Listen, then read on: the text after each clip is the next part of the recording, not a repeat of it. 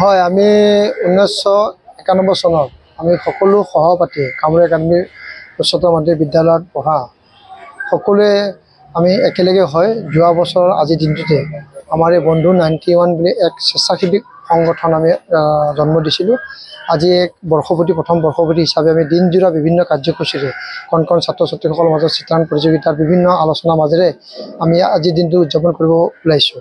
ইয়াৰ লগে লগে বন্ধু 91ৰ এটা আমি বিশেষ উদ্দেশ্য ৰাখিছোঁ যে যিসকলৰ দুখীয়া ল'ৰা ছোৱালী পঢ়া শুনাৰ ক্ষেত্ৰত অসুবিধা আহে তেনেকৈ যদি কিছু আমি সহায় কৰিব পাৰোঁ বিভিন্ন ব্যক্তি বা বিভিন্ন প্ৰতিষ্ঠানৰ সহায় সহযোগত, নিশ্চয়কৈ আমি বন্ধু 91ৰ আমি সেইটো এটা আমাৰ উদ্দেশ্য আছে। ইয়াৰ লগে লগে যেনেকৈ বহুতে কয় ছুপাৰ 60 বা ছুপাৰ 40, তেনেকৈ যদি আমি 20জন ল'ৰা ছোৱালীক যদি আমি প্ৰশাসনিক বিষয়া হিচাপে যদি এটা যদি প্ৰশিক্ষণ দিয়াব পাৰোঁ এই বন্ধু 91ৰ যোগেদি কামৰূপ একাডেমী বিদ্যালয়ত, তো সেইটো এটা আমাৰ সৃষ্টি আমাৰ এটা ব্যৱস্থা এটা আছে। তো সেনেধৰণৰ চেষ্টাৰে আমি আগবাঢ়ি যাম। প্ৰতি বছৰে প্ৰতিটো এটা এটা কাৰ্যসূচী গ্ৰহণ কৰি সেইটো সফলভাৱে ৰূপায়ণ কৰাৰ ক্ষেত্ৰত ব্যৱস্থা গ্ৰহণ কৰিম। আজিৰ পৰা আমি অহা বছৰলৈকে এটা নিৰ্দিষ্ট এটা আমি সিদ্ধান্ত গ্ৰহণ কৰিম, সেই সিদ্ধান্তৰ বাবে কাম কৰাৰ ব্যৱস্থা গ্ৰহণ কৰিম। আৰু এনেধৰণে আমাৰ সকলো আমি ছাত্ৰ অৱস্থাৰ পৰা এটা 1985 চনৰ পৰা আমি একেলগে পঢ়ি আজি প্ৰায় আমি 40 বছৰ কাল আমি একেলগে যে আছোঁ সেই এটা ডাঙৰ কথা আছে। সেই মাজত এটা মিলা প্ৰীতি বন্ধুত্বৰ ভিতৰত আমি এটা ৰাখিছোঁ।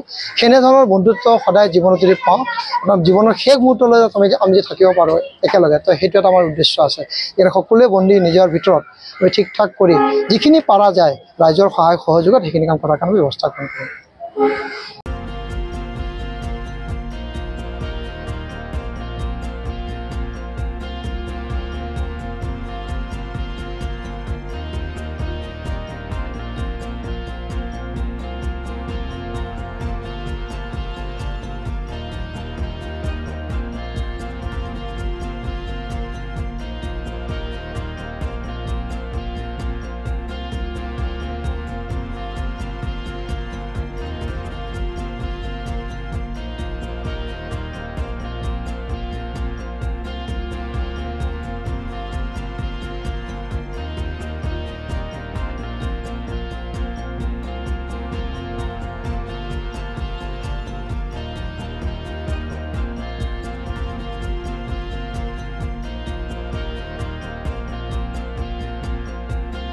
যিকোনো খবৰৰ বাবে যোগাযোগ কৰক 7099017330 লগতে 7099017110 নম্বৰত।